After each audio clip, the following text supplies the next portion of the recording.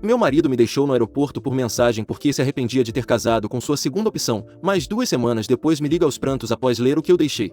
A viagem de nosso primeiro aniversário era meu sonho. Um resort à beira-mar, jantares à luz de velas e tempo para ficarmos juntos, sabe? Sentia que era a maneira perfeita de celebrar um ano de casados. Planejei vários detalhes, desde o vinho favorito dele para o brinde, para que fosse uma experiência única. Ele parecia feliz, ou pelo menos eu achava que sim, mas agora é mais óbvio perceber alguns sinais. Embora sutis, ele não era o mesmo durante a viagem. Estava checando o celular constantemente, não queria dar as mãos durante nossos passeios e passava muito tempo olhando para o oceano em vez de falar comigo. Ele sempre me dizia que eu pensava demais, então me convenci de que estava imaginando a tensão. Nosso último dia foi mais tranquilo do que eu esperava. Eu esperava um último jantar romântico, mas ele sugeriu ficarmos no hotel e pedirmos serviço de quarto. Ele mal tocou na comida e não parava de me olhar, como se quisesse dizer algo, mas não conseguisse encontrar as palavras. Pensei que talvez estivesse planejando uma surpresa, talvez um presente ou um gesto sincero para terminar a viagem da melhor maneira. Quando chegamos ao aeroporto, de repente ele se desculpou para ir comprar um café. Sentei no portão de embarque olhando meu celular já pensando que deveríamos voltar à rotina. Meu celular vibrou.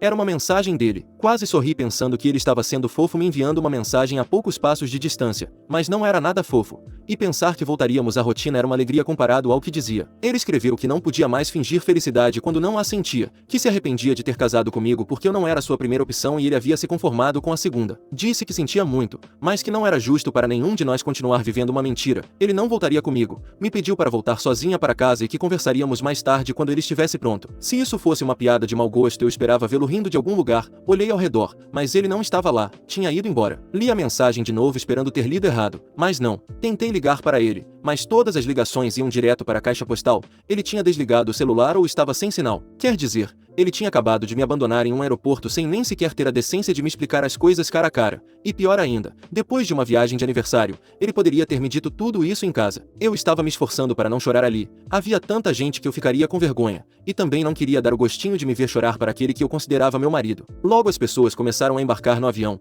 então peguei minhas coisas e procurei meu assento. Embora eu deva admitir, porque não quero parecer uma mulher forte, que quando o avião decolou algumas lágrimas caíram, mas eu estava olhando para a janela e acho que ninguém me viu. Não me orgulho disso, mas quando você faz uma viagem para celebrar o amor e volta sozinha, é muita impotência junta. Na metade do voo também fiz outra coisa que não pretendia, escrever para ele. Depois que ele não atendeu as ligações pensei que não precisava mais falar com ele, mas queria respostas. Apenas escrevi. Por quê? Por que você está fazendo isso? A resposta veio algum tempo depois. Ele disse que estava cansado de continuar fingindo ser alguém que não era, que tinha tentado fazer funcionar, mas não conseguia forçar sentimentos que não existiam. Admitiu que se casou comigo porque eu era segura, confiável e fácil de agradar, mas eu não era a mulher que ele realmente queria. Disse que pensou que poderia me amar, mas estava errado. Me senti humilhada e descartada, que é como você se sente quando é o segundo prato de alguém. Eu não me casei com ele porque ele era seguro, casei com ele porque eu amava, o que penso ser a única razão pela qual você deveria se casar, seguro e confiável. Era só isso que eu era para ele. Escrevi furiosa perguntando quem era essa primeira opção porque estava pensando que ele poderia ter me traído, mas ele não respondeu. Quando aterrissamos eu estava insensível a tudo, nem sequer tentei ligar para ele de novo. Sabia que não fazia sentido, ele já tinha tomado sua decisão, então não fazia sentido nem tinha vontade de convencê-lo. Cheguei em casa, nossa casa, que parecia horrível, só me fazia pensar enquanto ele tinha fingido o tempo todo enquanto eu pensava que nos amávamos. Ele tinha deixado os sapatos dele perto da porta antes de sairmos, então descarreguei minha raiva neles o chutando. Depois sentei no sofá olhando para o nada, realmente deixando tudo se acalmar. Não era como se eu tivesse outra coisa para fazer, não tinha forças para nada. Não sei se dormi muito ou não porque passei a noite toda no sofá e só acordei esta manhã, que é quando estou escrevendo isto. Acho que escrever sobre isso me faz sentir um pouco melhor. Atualização. Agradeço às pessoas que estavam preocupadas comigo. Eu estava em um canto muito escuro da minha mente quando escrevi minha publicação, mas não estou tão mal quanto fiz parecer. Sim, estou triste. Sim, estou mal, mas não é como se estivesse pensando em coisas extremas. Sou apenas uma esposa passando por um luto, suponho. Passei alguns dias em casa, embora já tenha saído de lá, e em nenhum momento meu marido apareceu, me ligou ou respondeu a última mensagem. Durante dias mal comi ou dormi, meu corpo se movia no piloto automático enquanto eu repetia tudo o que aconteceu. Não só fiz uma retrospectiva da viagem, como também fiz do período anterior a ela. No terceiro dia a névoa inicial que acho que era dor começou a se dissipar, substituída por raiva. Ele tinha me deixado para lidar com esse desastre enquanto ele desaparecia. Era como se ele fosse a vítima em tudo isso. E pobre dele, estava casado em um casamento sem amor. Eu não ia ficar me lamentando em uma casa onde todas as lembranças agora não são muito bonitas. Então fiz um plano. Levei uma semana para organizar tudo. Empacotei tudo que compramos compramos juntos. Não queria nada dele. As coisas dele deixei intactas para que ele cuidasse delas. Também me ocupei de finalizar o contrato de aluguel. A casa era alugada porque nosso antigo apartamento era pequeno e queríamos começar essa nova vida com algo maior e mais afastado do centro da cidade. Senti que era o certo porque não ia ficar lá e também não queria ser responsável por pagar aquele lugar se meu marido não voltasse. Meu nome estava sozinho no contrato porque ele tinha alguns problemas que não permitiam que ele estivesse no contrato de aluguel, o que não vem ao caso. Entrei em contato com o proprietário, que foi bastante compreensivo, especialmente porque estávamos perto da renovação, e agendei o aviso de despejo para coincidir com minha partida. Depois sentei para escrever uma carta. Precisava dizer minha parte, já que mesmo que ele não lesse, pelo menos eu precisava tirar tudo de mim. Comecei dizendo a ele que estava indo embora, não só da casa, mas do casamento. Escrevi algumas coisas pessoais, coisas que fiz por ele nesse tempo, que não são importantes. Disse o quão sujo era ser descartado assim em um aeroporto só porque eu era o plano B dele. Lembrei a ele que enquanto ele perseguia uma ilusão, eu estava construindo uma vida para nós, uma vida que ele não merecia. Por último, disse que se ele pensava que estava indo embora nos próprios termos, eu já tinha dado o primeiro passo. Junto com a carta incluía avisos oficiais, um para o nosso divórcio e outro para que ele deixasse a casa. O contrato de aluguel terminava em uma semana e ele teria que cuidar da logística de encontrar um novo lugar e se mudar. Eu não me importava para onde ele iria, não era mais problema meu. No meu último dia na casa, deixei a carta em cima da bancada da cozinha, embaixo da caneca favorita dele. Assim, quando ele voltasse e quisesse tomar um café, notaria isso instantaneamente. Depois fui embora. Consegui um pequeno apartamento de última hora, que é minha única opção, pelo menos até conseguir algo mais permanente, mas ficar lá não era uma opção, era mais uma tortura. Atualização 2. Alguns perguntaram como consegui um lugar para ficar em tão pouco tempo. Bom, não é um apartamento para morar a longo prazo, é algo completamente temporário. Eu conheci a dona do lugar, ela tem uma padaria e foi gentil o suficiente para me deixar mudar em tão pouco tempo para a parte de cima, onde tem um pequeno apartamento com o básico. E de quebra, não estou completamente sozinha. Durante todo esse tempo tive que tirar uma folga do trabalho, mesmo depois de voltar das férias. Felizmente no trabalho foram compreensivos. Minhas amigas tentaram me apoiar, mas eu me fechei completamente. Também não tenho muita família, por isso essa opção de moradia temporária é o melhor que tenho, mas me apoiei na minha melhor amiga Kelly. Kelly apareceu assim que eu disse para onde tinha me mudado e trouxe no carro dela mantimentos como para sobreviver um mês, a quantidade necessária caso caia uma bomba atômica e tenhamos que sobreviver em um bunker. Tão boa amiga ela é, trouxe pão. O que não era necessário por eu morar logo acima de uma padaria, mas esqueci de contar esse detalhe para ela. Ela é minha melhor amiga porque sabe que quando não quero falar sobre as coisas não me pressiona, e foi isso que fez. Veio, sentou comigo, comemos alguns biscoitos que ela trouxe e só falamos de outras coisas. Entre os mantimentos também havia álcool, o que é necessário depois de um apocalipse nuclear e uma separação como essa, então também nos embebedamos um pouco naquele dia. Ainda dói, mas os biscoitos e o vinho fazem maravilhas. Atualização 3. Se passaram 2 semanas exatas desde que saí de casa e a ligação chegou. Eu tinha antecipado, não se tratava de se ele me ligaria, mas de quando. Sabia que ele ainda tinha acesso à casa. O proprietário me informou que as coisas dele ainda estavam lá. Quando atendi, ele disse que tinha voltado, visto a carta e tudo que eu tinha deixado. Começou a se desculpar, mas não estava se desculpando por ter me deixado e pela forma como me deixou, que poderia ter sido melhor. Ele estava se desculpando porque estava arrependido de ter me deixado. Tinha passado vários dias pensando e percebeu que tudo tinha sido um erro. Disse que sentia minha falta e que quando voltou esperava que eu ainda estivesse lá para pedir desculpas pessoalmente. Também me perguntou o que tinha acontecido com os sapatos dele. Eu não tinha respostas para ele. Entre as coisas que admitiu, disse que tinha sido egoísta e que não sabia o que tinha acontecido com ele naquele dia, mas não pensava tudo o que disse. Justificou dizendo que talvez estivesse melancólico ou triste e que por isso tomou aquela decisão. Seria medianamente crível se não tivesse me dito que eu era a segunda opção. Não seria perdoável, mas sim crível. Não importa como se sentia naquele dia, não havia razão para me dizer que eu era a segunda opção, a menos que seja verdade. E isso não seria pagado pelas desculpas nem pelo quão mal ele se sentisse agora, nem por nada. Ele disse que estava disposto a compensar por isso, talvez com outra viagem paga do bolso dele. Começou a chorar quando disse meu nome, implorando para que eu desse uma segunda chance. Não sei onde estava esse homem quando eu fui abandonado em um aeroporto, mas não senti falta dele. Não me implorou para conversar e não queria saber de mim. Por que eu quereria agora? Não confunda isso com vingança, mas eu não me perdoaria se voltasse com ele. Você não trata seu parceiro, seja homem ou mulher, como ele fez e depois pede perdão esperando que tudo se resolva, e menos ainda quando ele deixou de ser sequer uma opção para mim. Minhas opções, que não tenho nenhuma agora, são as que me escolhem primeiro. É isso que você faz quando casa com alguém, e foi o que eu fiz com ele, escolhê-lo primeiro. Eu o interrompi porque ele já estava dando voltas em círculos dizendo que doeu e que ele errou. Disse que já tinha começado os trâmites do divórcio e que, como ele podia ver, estava levando a sério. Ele teve o azar de me dizer que eu deveria tê-lo contatado antes de terminar o casamento. Mas quem terminou, embora não oficialmente, foi ele. E eu o contatei para perguntar quem era a primeira opção dele. e ele nunca respondeu. O que ele esperava? Que eu desse 6 meses para ver se ele se arrependia. Lamento informá-lo que não tinha um teste grátis de casamento. E não estou só dizendo isso aqui, eu disse a ele também. Ele continuou implorando, prometeu que as coisas seriam diferentes desta vez, que faria terapia e faria o que fosse necessário para me fazer feliz. Disse que não tinha percebido quanto eu significava para ele até passar um tempo sem mim, até ler a carta e os outros papéis. Perguntei se ele sabia como me senti quando me abandonou no aeroporto. Disse que ele poderia ter me dito tudo cara a cara. Disse que todo aquele cenário do aeroporto não precisava ter acontecido.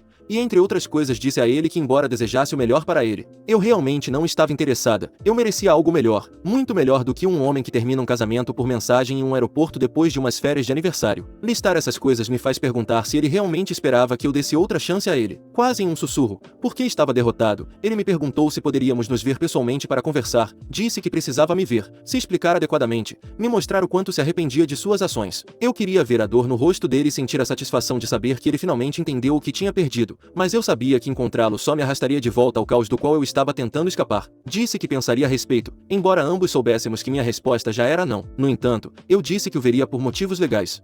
Atualização 4. Esta atualização chega 2 meses desde que saí de casa para colocá-los em contexto. Kelly tem sido meu grande apoio em tudo isso, aparecendo sem aviso prévio com café ou me arrastando para jantares improvisados. Uma noite enquanto compartilhávamos um prato de nachos no nosso restaurante favorito, ela me disse que eu parecia diferente, talvez um pouco mais feliz do que antes. Bem, se ela me vê melhor, talvez eu esteja. É difícil ver estando no meio de tudo. Recebi uma mensagem dele. Meu advogado me ajudou a lidar com ele, e não havia muito o que dividir. Se eu soubesse que ia lidar com tanto drama, teria me casado com alguém rico, pelo menos assim teria tirado algo de tudo isso. Antes que apareça alguém ressentido como aquele que disse que eu deveria dar uma chance a ele, esclareço que é uma piada. Não me interessa o dinheiro, mas é que não há nada de positivo que eu possa tirar deste casamento. A mensagem dizia que ele tinha aceitado o divórcio e que estava assinando os papéis. Agradeceu pelos anos que compartilhamos antes e no casamento, e admitiu que tinha sido um erro me dar como certa. Disse que esperava que eu encontrasse a felicidade que merecia. Respondi com uma mensagem curta agradecendo pela honestidade dele e desejando o melhor. Não era um perdão exatamente, mas era a minha maneira de seguir em frente. Mas um dia, vendo as redes sociais, vi uma publicação que explicava bastante. Estava na conta dele. A mulher que supostamente era a primeira opção o tinha marcado em uma foto, uma imagem deles em um bar com uma legenda. Não tenho meu ex adicionado, mas compartilhamos amigos, então algumas publicações dele ainda aparecem. Não pude evitar rir. Não foi um riso amargo, mas de diversão genuína. Afinal, depois de todas as lágrimas e desculpas, ele tinha voltado com ela. A ironia era quase poética. Este era o padrão dele, sua forma de preencher os vazios na vida com pessoas que ele não sabia como valorizar. Até sinto pena da primeira opção. Ainda assim, não perdi nem 5 minutos com essa foto e continuei minha vida. Só é bom ter algumas respostas.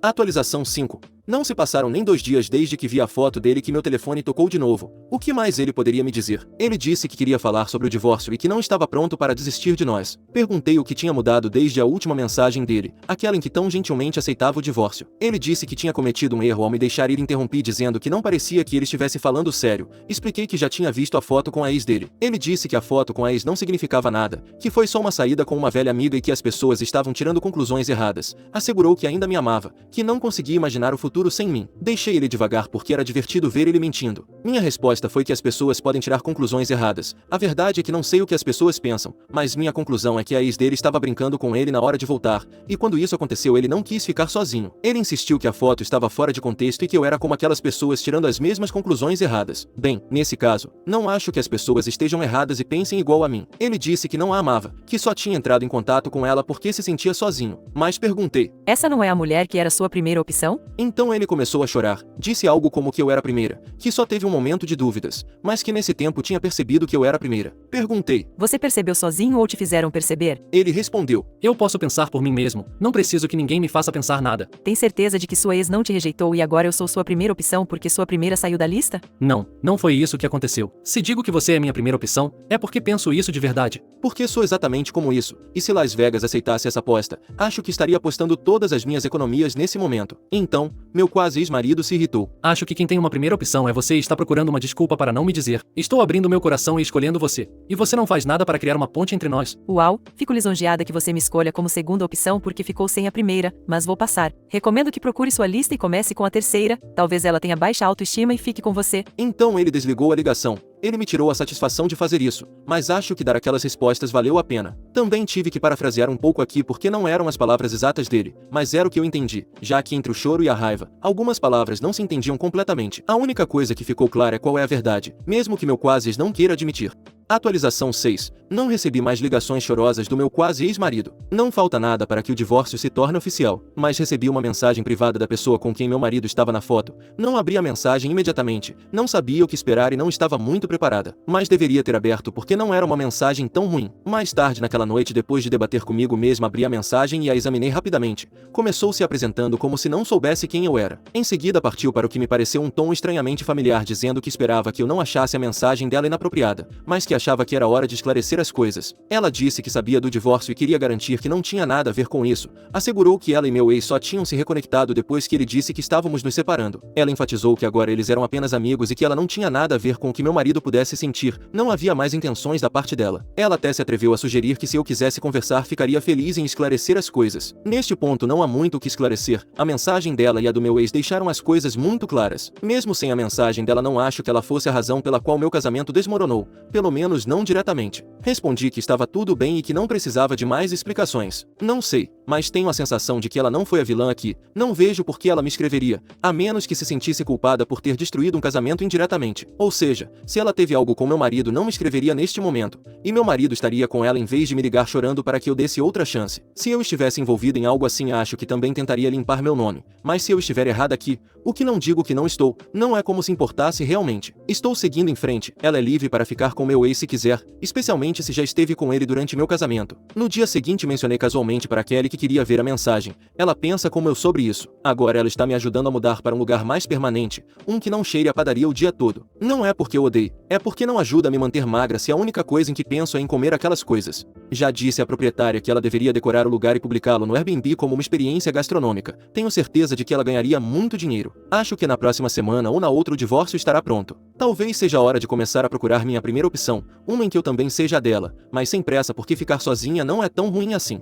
Atualização 7. O divórcio finalizou há alguns meses, mas isso não é o importante, tampouco que meu ex insistiu em voltarmos, mas como não houve nada importante digno de menção e eu o bloqueei, não vale a pena nenhum resumo. O importante aqui é que Kelly descobriu algo sobre a ex do meu ex-marido. Ela se casou. Kelly e eu temos uma teoria e gostaria de ouvir a de vocês e saber o que pensam da minha. Acreditamos que meu ex descobriu que ela tinha ficado noiva e isso deprimiu, então ele terminou comigo para tentar uma última vez com ela. Talvez tenha organizado um encontro com amigos para simplesmente ficar perto dela, mas ela disse que tinha uma primeira opção e ele tentou voltar comigo. Faz sentido também porque meu ex tem publicado coisas deprimentes no mural dele, justamente na época do casamento da ex dele. Independentemente de isso ser verdade ou não, a moral aqui é que é melhor ter uma única opção e se dedicar a ela porque você pode acabar sem nada e sem opções.